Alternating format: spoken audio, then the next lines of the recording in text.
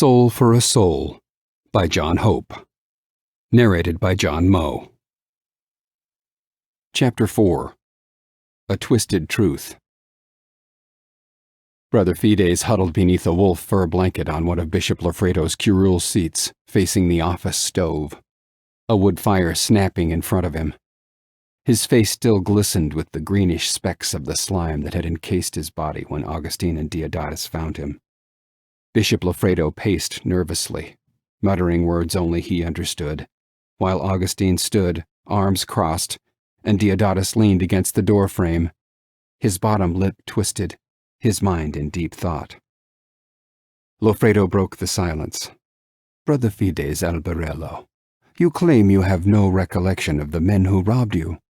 "What I claim is the truth," Brother Fides' darting eyes belied his hardened voice. "The attack was swift and sudden. I have no doubt they must have forced some foreign concoction into me." "Into you?" Augustine asked. "You're covered in slime. Did not they pour something over you instead?" "Into me, over me. The point is, they attacked me. That's what's important." Lafredo exhaled loudly. "Such violence is appalling, to be sure." Tapping his chin, he said to Augustine, "You must admit, this shines a much kinder light on the church." "Kinder?" Augustine asked. "How?" "The men who attacked and abducted Brother Fides couldn't possibly be connected to the church, at least, not the Christian church.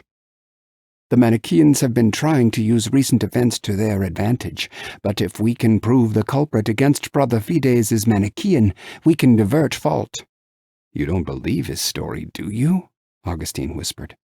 "Augustine," Lafredo counseled, "truth is what we see, and here is an opportunity to change the view of others." "I trust you're making the best decision for the church." As these words left his lips, Augustine feared strongly that Lafredo's political concerns were outweighing his core Christian beliefs, especially considering his prior discussion with the bishop regarding Brother Fides' possible web of lies and a connection to murders in Rome. Going along with Brother Fides' version of the truth felt like making a deal with the devil. "But what of Olmo's disappearance?" asked Deodatus. "And what he said about Brother Fides?" Fides' dark, bearded face glared. "Boys and their fantasies." Deodatus stomped his foot. "He didn't hallucinate what you did to him." "Every evil heart wants to taint the good name of others," Brother Fides snapped back. "You should know how to taint the lives of others." Brother Fides growled as he tightened his blanket. "Bite your tongue, boy." Lafredo stepped between the two. Please, stop this bickering." He faced Deodatus. "True, we cannot disregard Olmo's disappearance, but we must be realistic. The boy did defile Brother Fides' good name regardless of the degree of truth.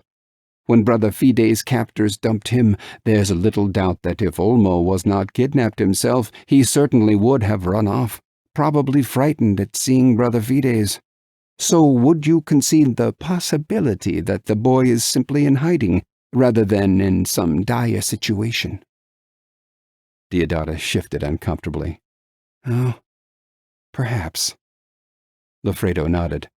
"Under the circumstances, I feel it wise not to alert anyone to his absence, especially not his parents. I can inform them that he is needed to tend the goats for the next few days, while I work in the meantime with Brother Fides to set the record straight with the council and other key officials, to clear the church's name of Olmo's allegations, and possibly refocus their energies toward finding Brother Fides' captors." "Do you need anything from me, Bishop Lafredo?" asked Augustine. "In respect to speaking to the council about, Brother Fides, I mean."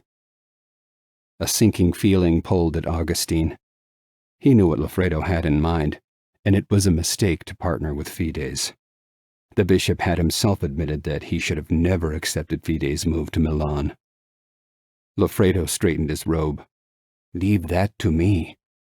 "But what about Olmo?" pressed Deodatus. "Even if he's in hiding, he should be found." "Yes," Lafredo smiled.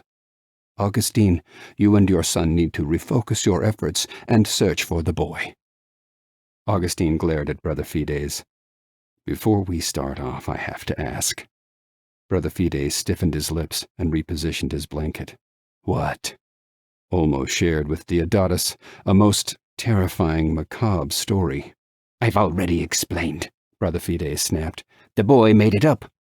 He was obviously ashamed of his own transgression, so he tried to sour my name after I caught him defiling himself. I tried to get him to repent for his sins. Instead, he lied. Augustine shook his head. That's not what I meant. What do you mean, Augustine? Asked Loffredo. Olmo mentioned a demon. Loffredo fell silent. More lies, Brother Fides hissed. Augustine spoke pleadingly, but he provided a quite detailed and accurate description of— How would you know what's an accurate description of a demon? Spat Brother Fides. The texts I've studied. Any rubbish you garnered in your days as a Manichaean, Fides grimaced. Those Arabian texts are filled with absurdity. Venturing into such things is dangerous. The texts I'm referencing are definitively not Manichaean, said Augustine, and they describe the same details Olmo recounted. Goat horns, wings, a green complexion. Augustine tugged Brother Fides' blanket from his shoulder, revealing the light green film that still glistened on the man's skin. Brother Fides jerked the blanket back and glared at Augustine. This is preposterous. Horned demons with wings and a book of vices. It's all a child's fantasy, nothing more. Augustine stepped back. A book of vices, you say? Lies. It's all lies. Please, please, Loffredo inserted himself between Brother Fides and Augustine. There are many truths that need to be explored. Until then, Augustine, he urged, make the boy your priority. I will deal with the repercussions of Brother Fides' return. He paused. I know I can count on you.